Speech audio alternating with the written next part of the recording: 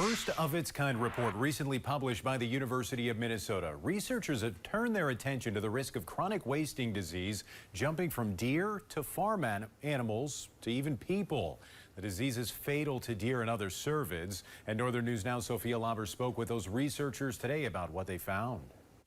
In short, researchers with the Center for Infectious Disease Research and Policy found that we would not be prepared for what they call a spillover of chronic wasting disease from deer to other species. If we did see it spill over, I think, the current resources that are available, the current, structures in place, I think would be grossly insufficient. CWD has been around for over 50 years and there hasn't been a human case, but that doesn't mean it's not possible. That's reassuring, of course, but at the same time, it sort of falls under the assumption that, this is a static disease. Similar to diseases like mad cow, which did spill over to humans, CWD is caused by infectious proteins which can change over time. Given CWD's increasing prevalence in deer and the increasing human exposure, researchers say there is increased risk of spillover.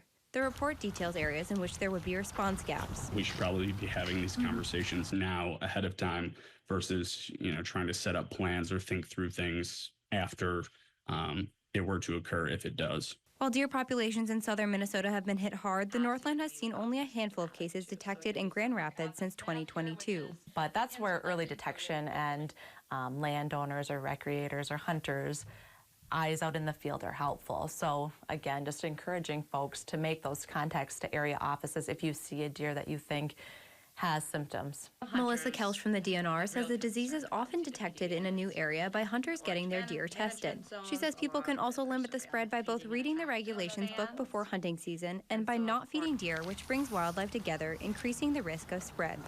In Duluth, Sophia Lauber, Northern News Now.